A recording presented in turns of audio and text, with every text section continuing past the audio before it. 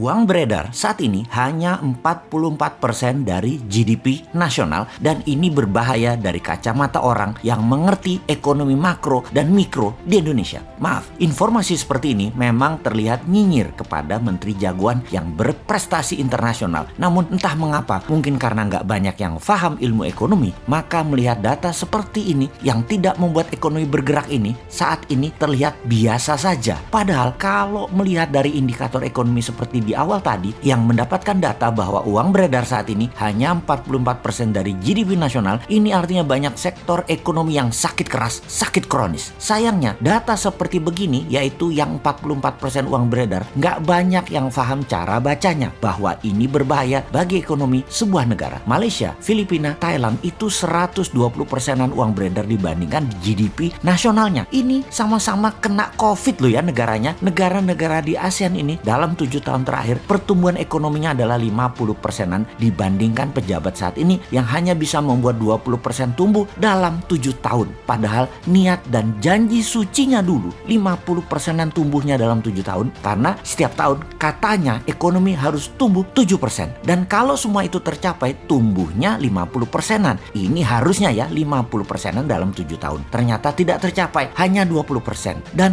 untuk menutupi kegagalan tersebut, maka strategi yang dilakukan oleh yang katanya jago ekonomi dan keuangan negara tersebut yaitu menggunakan FDI, Foreign Direct Investment. Oke, bolehlah strateginya. Sekedar mengingatkan di mana nanti para new mind kalau berkuasa beda strateginya. Pakai DDI, Domestic Direct Investment. Pakai kekuatan kita sendiri dalam negeri, anak bangsa. Saat ini oleh old mind, anak bangsa kekuatan sendiri tidak dipercaya. Bahkan 4L sering mengatakan Indonesia belum mampu, jadi perlu orang Tiongkok. Heran ya, kok anak bangsa diejek tapi oleh fansnya nggak ada yang mencela atau yang kecewa. Oh lupa, punya pasukan buzzer yang selalu meluruskan hal yang bengkok dengan narasi. Bener deh, sangat jelas kalau strategi sekarang adalah cinta asing. Karena itu dipilih investasi FDI. Sekali lagi, namanya juga keputusan orang populer. Semua dilakukan terlihat benar lah. Sampai suatu hari piring kalian kosong, nggak ada lauk yang bisa dimakan. Baru Anda akan percaya ada masalah bernegara ekonominya. Tapi kita ini warga negara yang baik. Kita oke, setuju FDI. Coba sekarang kita kalkulasi strategi FDI itu. Setelah kita hitung FDI dana masuk dibagi jumlah penduduk Indonesia, ternyata di Indonesia hanya dapat $100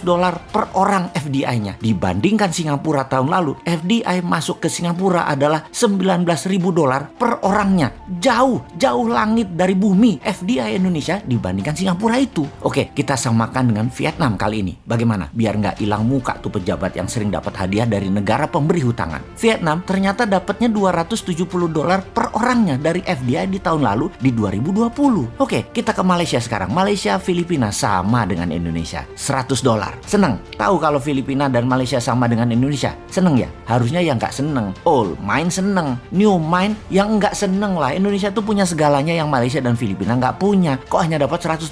Lalu apa strateginya? Ya kembali ke klasik. Karena old mind bisanya cuma satu, yaitu hutang lagi. Oke, mau lihat dari kacamata mana indikator ekonominya sekarang? Bagaimana kalau kita lihat dari pertumbuhan kredit? Tiap tahun harusnya kredit disalurkan itu tumbuhnya 15% dibanding tahun sebelumnya. Di mana 15% itu pasti akan menumbuhkan 7%-an ekonomi. Namun, beberapa tahun belakangan ini, kredit hanya 2-3% pertumbuhannya. Ya bagaimana ekonomi mau tumbuh 7%?